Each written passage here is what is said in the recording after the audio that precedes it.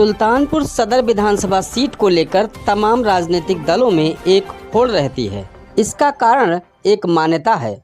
माना जाता है कि इस सीट को जीतने वाली पार्टी ही लखनऊ में सरकार बनाती है। चुनावी रणनीति तैयार करने वाले भी इस सीट को बहुत खास महत्व देते हैं। इसलिए एक बार फिर सदर विधानसभा सीट हॉट सीट के रूप में चर्चा का केंद्र बनी हुई है।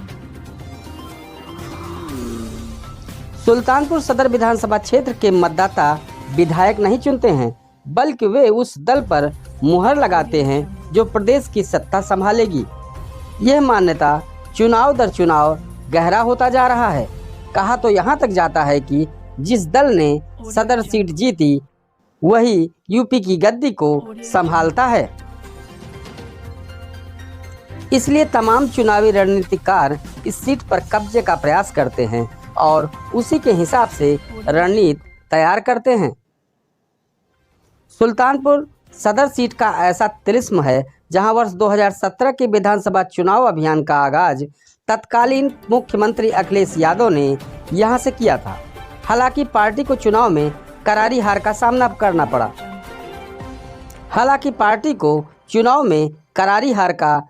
करना पड़ा। भाजपा को सीट मिली और लखनऊ में योगी आदित्यनाथ की सरकार बनी। एक बार फिर इस सीट पर भाजपा के साथ साथ समाजवादी पार्टी, बहुजन समाज पार्टी और कांग्रेस की ओर से जोर आजमाइश शुरू कर दी गई है। विधानसभा सीट का नाम वर्ष 2009 में सुल्तानपुर सदर हो गया।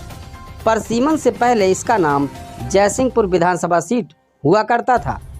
जयसिंहपुर विधानसभा सीट को जीतने वाले दल की सरकार बनने पर जो तिलिस्म था, समय के साथ साथ वो आगे बढ़ता गया। इससे पहले वर्ष 1989 के चुनाव में इस सीट पर जनता पार्टी के उम्मीदवार ने जीत दर्ज की और उसकी लखनऊ में सरकार बनी। वर्ष 1991 में जयसिंहपुर सीट पर भाजपा ने कब्जा जमाया और प्रदेश में पार्टी की सरकार बनी।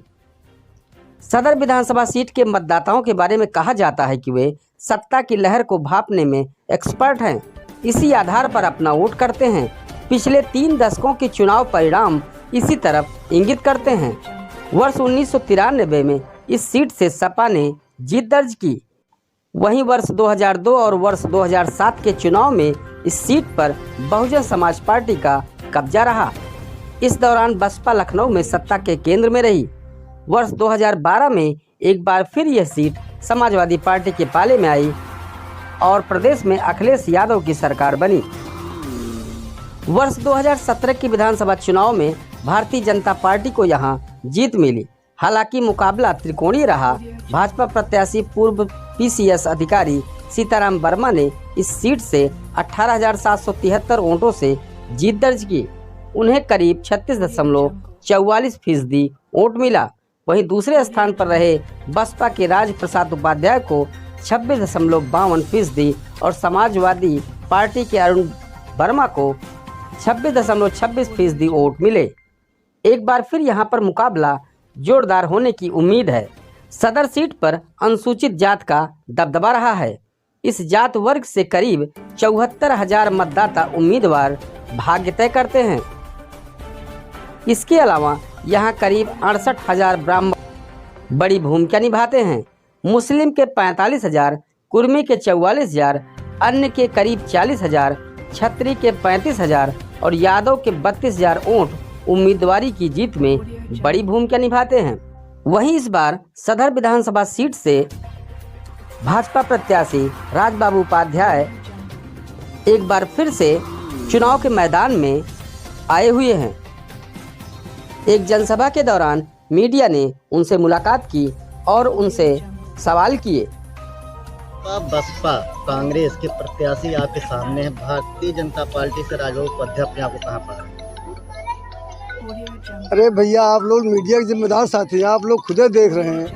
अभी आप चौराहे पर जाएंगे, 20 लोग बुलाएंगे, 18 लोग कहें कि हम मोदी योगी को वोट दे रहे हैं और मोदी योगी के हम प्रत्याशी हैं, उनका आशीर्वाद लेकर यहाँ आए हैं। तो उसमें क्या बताना है, वो तो आप खुद समझ रहे हैं कि यहाँ सब लोग ये सवाल उनका बनता है, वो कहाँ हैं, और आप तो सब जान रहे हैं हम कहाँ हैं। समाजवादी पार्टी महंगाई, बेरोजगारी, भ्रष्टाचार को लेकर के मुद्दे को लेकर चुनाव कहाँ महंगाई आपको दिख रही है? कहाँ महंगाई दिख रही है आपको? आप देख रहे हैं गेहूं चावल ये सब चीज़ें इतना मोदी योगी ने दे दिया है कि गांव-गांव जो है लोग जो है मतलब उनके बावजूद मतलब कोरोना में इतना दिया और 2-2 बार फ्री दे रहे हैं। सिलेंडर आ रहा है, फ्री आ रहा है। उज्ज्वला योजना जो है आप देख रहे हैं उसके तहत दिया जा रहा है। सौभाग्य योजना तहत बिजली लग जा रही है। भ्रष्टाचार आप देख रहे खत्म ही हो गया है। जंगल राज पूर्णतः समाप्त हो गया है। दंगाई इसके पहले दंगा करते थे या तो जेल चले गए हैं और नहीं प्रदेश छोड़ दिए हैं और नहीं तो अपनी जगह चले गए जहाँ को जाना।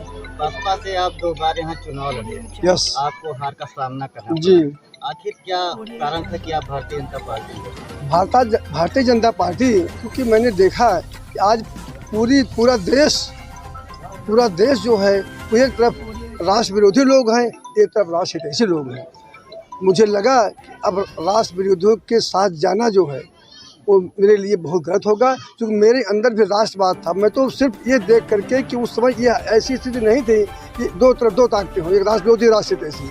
लेकिन अब जो देश जो है इस चौराहे पर खड़ा है, दोराहे पर खड़ा हुआ है कि एक तरफ राष्ट्र विरोधी लोग हैं, एक तरफ राष्ट्र हितैषी लोग हैं। मुझे लगा अब जो है पूरा देश जो है वो भाजपामय, भगवामय और कमलमय हो गया है। ऐसी स्थिति में मैंने भाजपा का दामन थामा, निषाद पार्टी का दामन थामा। अपना दल जो एक राजनीतिक गठबंधन है उसका मैं प्रत्याशी बनकर आप लोगों को दिखा जाऊँ। विधायक जी, भारतीय जनता पार्टी की सरकार बनती है तो अपने विधानसभा की क्या सौगात देंगे आप? सौगात तो आप देख ही रहे हैं। आदरणीय मोदी जी, आदरणीय योगी जी पूरे देश को दे रहे हैं। विधानसभा की बातें छोड़ दिए, विधानसभा में जो कुछ वहाँ से मिलेगा उससे अधिक मैं लाऊंगा, इस नाते लाऊंगा। इस विधानसभा का इतिहास है, जो यहाँ से जीतता सरकार बनती है तो उसे ईश्वर मेहरबान है। और दूसरे आपने देखा पार्लियामेंट के चुनाव में 2019 में सपा बसपा जैसी पार्टियाँ एकजुट हो गई थी। इसके बावजूद भी यहाँ की महान जनता ने श्रीमती मेनका गांधी जी को लगभग 20,000 के वोटों के अंतराल से विजयी बनाया। तो निश्चित रूप से वही होने जा रहा है। मुझे पूरा विश्वास है यहाँ के सम्मानित मतदाताओं पर, यहाँ के कार्यकर्ताओं पर कि सबसे अधिक वोटों के अंतराल से मुझे यहाँ विजयी बनाएंगे। और जब सबसे अधिक वोटों के अंतराल से जीतेंगे तो सबसे अधिक धन यहाँ मुहैया अपने आप हो जाएगा। क्या मान रहे हैं कि इस बार भी मोदी की लहर चलेगी? मोदी की लहर आप देखे थे कि 2017 में कहीं दिख रहा था, आज तो सब जगह आपको दिख रहा है कि तब मोदी अकेले थे, अब योगी जी हैं, डबल इंजन सरकार है। आप लोग 2 भाई हैं, अभी एक लोग इसको थामिए, एक लोग इसको थामिए, हो जाता है। नहीं तो एक जने उठाएंगे हाथ में कुछ नहीं कर पाएंगे। जब डबल इंजन सरकार चल रही है तो आप जानिए सोचा क्या हो रहा है। बीएसपी प्रत्याशी जो है ओपी सिंह यहाँ 2 बार विधायक रहे, मंत्री भी रहे सर। बीच में उन्होंने कांग्रेस छोड़ फिर बीएसपी ज्वाइन कर लिए सर। उनका कहना है कि इस बार जो है जयसिंहपुर में वोटिंग। मेरे सम्मानित मीडिया के भाइयों, ओपी सिंह को 28,031 वोट मिला था, मुझे 51,056 वोट मिला।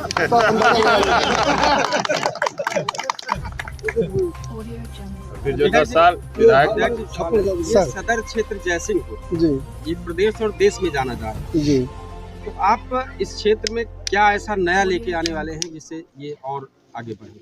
अब ये तो चूँकि ऊपर की व्यवस्था है, ये ऊपर की व्यवस्था, हम अभी कुछ चीज़ें यहाँ नहीं बोल सकते हैं। लेकिन यह मैंने आपको बता दिया कि यह बहुत दुलारा क्षेत्र है। इस दुलारे क्षेत्र को इस नाते भी है कि ये सबसे ज़्यादा भगवामय और भाजपामय कमलमय है। तो निश्चित रूप से जिसकी जितनी भागीदारी हिस्सेदारी उतनी उसकी भागीदारी। विधायक जी, जनता कह रही है कि भारतीय जनता पार्टी की सरकार बनेगी तो क्या आप मंत्री बनाएंगे? अब ये निर्णय तो मतलब ऊपर का है, इसको हमसे आप काहे पूछ रहे हैं? हम तो कार्यकर्ता हैं और कार्यकर्ता को जो जिम्मेदारी दी जाती है उसका निर्वहन कर रहा हूँ। आगे जो जिम्मेदारी दी जाए उसका निर्वहन बखूबी करूँगा। जनता की राय है, यहाँ की जनता।